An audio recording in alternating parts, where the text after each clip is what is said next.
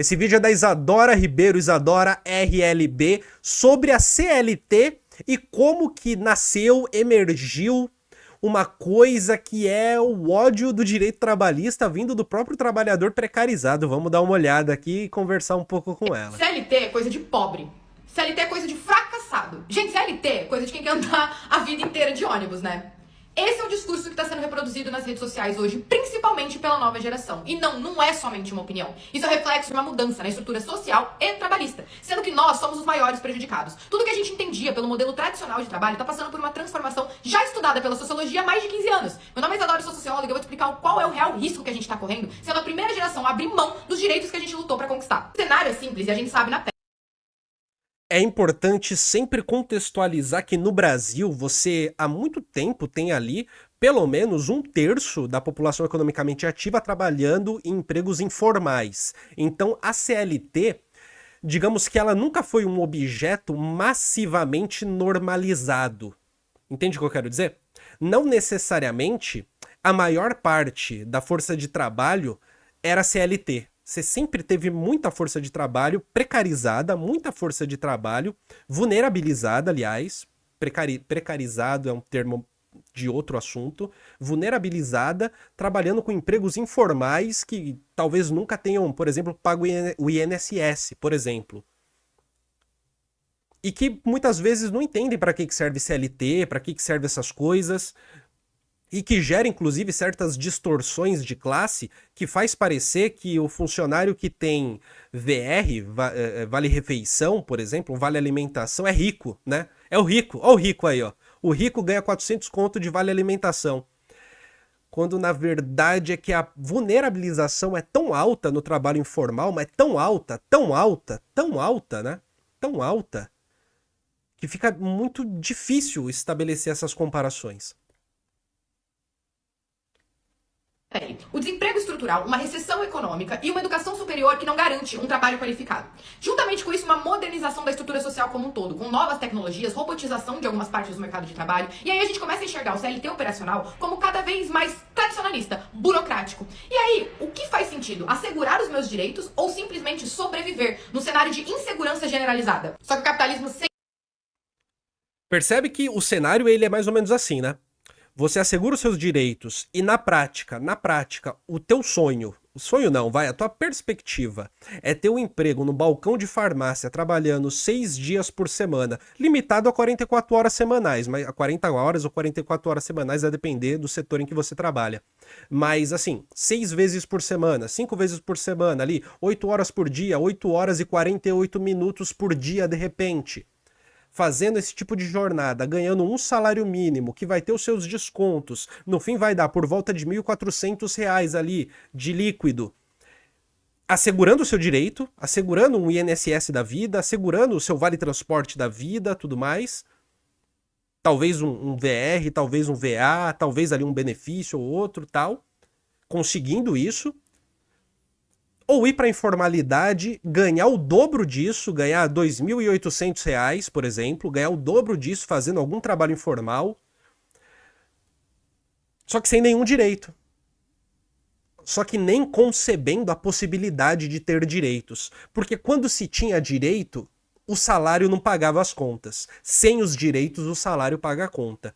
Percebe que esse é o momento em que aquele papo furado de MBL, de que se não tem encargo trabalhista, o empresário vai pagar mais pro funcionário, ele ganha uma brecha, sabe? Ele ganha uma brecha, ele faz parecer que faz sentido, faz parecer que é uma coisa que pode ser. Pode ser, é um negócio que beira a sedução, pode beirar uma sedução. É evidente que esse discurso não foi comprado, né, no Brasil. Ele não foi comprado, ele não foi pra frente, porque, enfim, ninguém é trouxa. No entanto, a pejotização ela faz com que isso aconteça sem necessariamente você precisar discutir encargos trabalhistas. Olha que parada muito louca. Você não precisa discutir encargos trabalhistas e consegue colocar à tona o ideal do MBL, que é diminuir encargos trabalhistas para supostamente se ter um salário maior. O que evidentemente não acontece. sempre se adapta, principalmente numa lógica neoliberal. Ele aparece agora no formato mais moderno, mais sedutor, mais promissor, mais flexível e mais individualizado. E assim surge a formação de uma nova classe, o precariado. Esse é o conceito do Guy Standage, um sociólogo britânico. Esse discurso da autonomia do trabalho é cruel e se aproveita tanto de uma crise econômica quanto uma crise existencial. Ele trabalha bem duas frentes diferentes, a gente já começou no vídeo falando sem querer sobre uma. A demonização da pobreza. É comum você ver nas redes sociais, em coaches, empreendedores, igrejas, E o precariado também, muitas vezes, ele está associado a uma boa qualificação, tá? Que não necessariamente é uma realidade brasileira. Não necessariamente você tem massivamente boas qualificações, tá ligado? E aí essas pessoas com boas qualificações vão para o mercado informal, por exemplo. Isso existe, mas não é necessariamente massivo.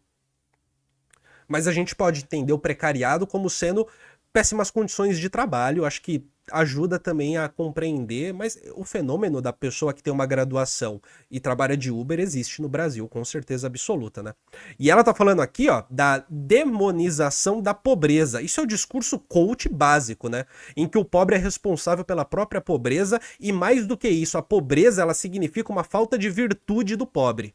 O pobre é pobre porque não tem virtude para sair da pobreza. O pobre é pobre porque não consegue, porque não quer sair da pobreza. Ele não consegue porque lhe falta certa moral, certo pensamento, certa mentalidade, certa força de vontade. Por ser pobre, ele é pior moralmente. demonizando constantemente a pobreza. Isso é uma hostilização de um grupo. Você se sente inferiorizado socialmente. Além do fato de que você se sente massificado. A pobreza está ligada à grande massa. E lembra que eu te falei que você quer se sentir um ser individualizado na sociedade contemporânea? A partir do momento que eu crio isso, eu crio um sentimento em você de que você precisa de mobilidade social. E o CLT tradicional não te apresenta isso. E o que eu faço? Eu te apresento. Eu te apresento uma proposta de um mercado de trabalho novo, onde O CLT tradicional e as estruturas empresariais onde o CLT é aplicado, ele talvez tenha entregado em algum momento a sensação da estabilidade, né? Que é uma sensação maravilhosa, diga-se de passagem. Que é a de que você talvez possa passar 20 anos numa mesma empresa e depois, quando você se aposentar, depois de 20 anos na mesma empresa, você vai se aposentar, vai pegar uma bolada do FGTS, vai comprar um sítio com essa bolada, vai comprar uma chácara com essa bolada e vai sair da cidade grande para ir pro interior, por exemplo. Vai, sabe? Vai pegar essa bolada e fazer alguma coisa, por exemplo. Vai ter uma estabilidade em que talvez você não precise pensar no amanhã. Talvez você possa planejar um pouco a sua vida. Só que não necessariamente as estruturas empresariais das empresas que trabalham com CLT, né? Não necessariamente o que elas te entregam é o sonho da mobilidade social. Isso é real. Não necessariamente o que se vende com a CLT é o sonho da mobilidade. A estabilidade digna, ela não necessariamente traduz um sonho de mobilidade. Principalmente para quem experimenta a CLT como sendo salário mínimo 6 por 1. E aí o discurso do coach, o discurso do empresariado, o discurso do empreendedor de Uber, o empreendedor motoboy, o discurso do empreendedor que vende bolo de pote, ele fica atraente. Faz parecer que você vai conseguir dar um salto em algum momento. Pelo menos com mais possibilidade, com uma probabilidade maior do que sendo CLT. você pode prosperar, você pode crescer, você pode conseguir, você pode alcançar. Só que eu faço isso e te ofereço basicamente um capital simbólico. Esse é o termo do Pierre Bourdieu. Então, ao mesmo tempo que eu não tô te dando dinheiro ainda, eu tô te colocando numa posição socialmente diferente de pessoas que estão no modelo tradicional. Você tem um capital simbólico atrelado a você. Assim, eu diria o seguinte, você tem uma... Você foi conquistado pelo discurso do campo econômico e você está dentro de uma ilusão específica de que vale a pena jogar esse jogo. Uma ilusão específica de que vale a pena jogar esse jogo. De que esse jogo, ele não só é jogável, como dá prazer de jogar esse jogo, ou como se deve eticamente jogar esse jogo, não pode fugir dele. E a regra do jogo, pelo menos desse novo, né, essas novas regras do jogo, que principalmente vem de discurso de coach, de novos empreendedores, em que CPJ é uma maravilha, C MEI é uma maravilha, essa é a regra da tentativa de conquista de uma mobilidade que talvez nunca venha.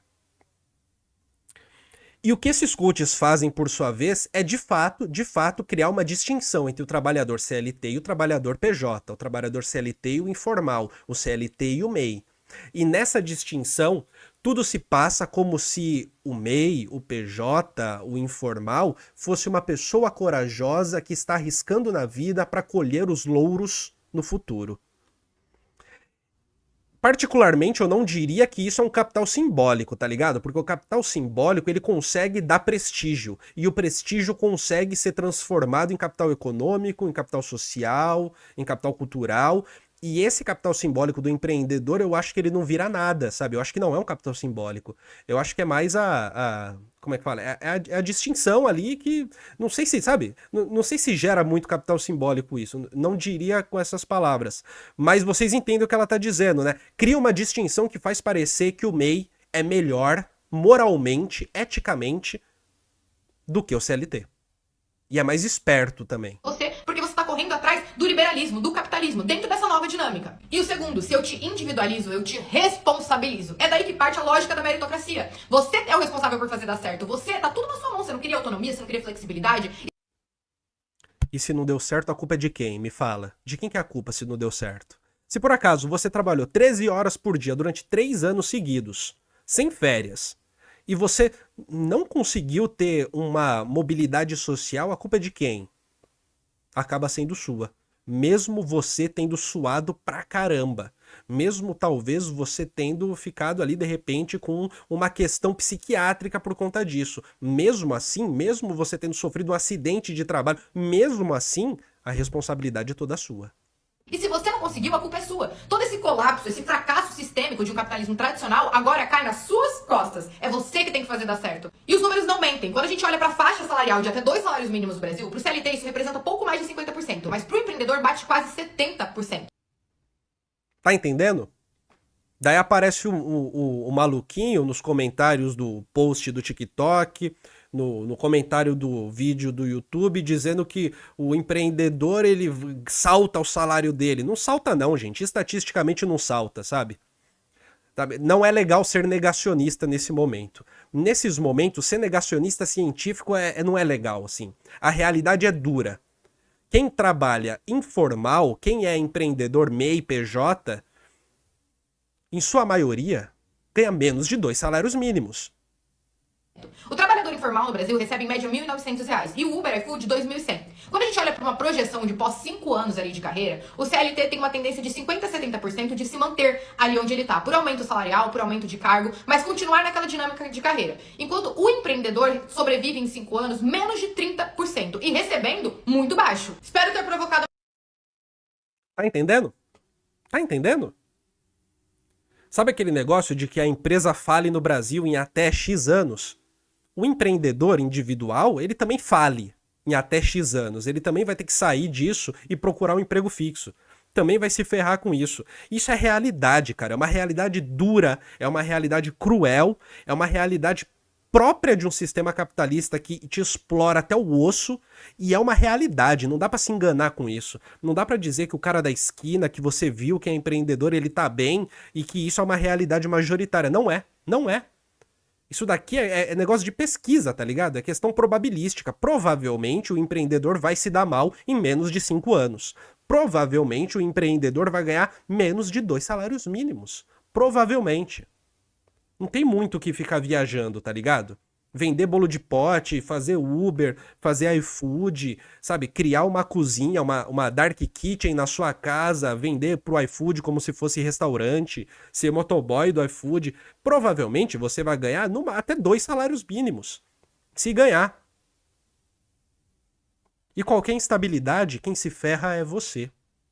Esse é o grande problema, né? É uma reflexão e desconstruído um pouco essa lavagem cerebral das redes sociais aqui hoje. Esse é um tema que eu gosto bastante, se vocês quiserem eu falo mais sobre, inclusive do meu ponto de vista pessoal. Obrigado, Isadora! Isso aí, minha gente. Se inscreve no canal, deixa seu like e compartilha o vídeo nos seus grupos de zap, tá? Se inscreve aí, a maioria das pessoas que assiste os vídeos não é inscrita no Colunas Tortas. Se inscreva, tá bom? Um beijo.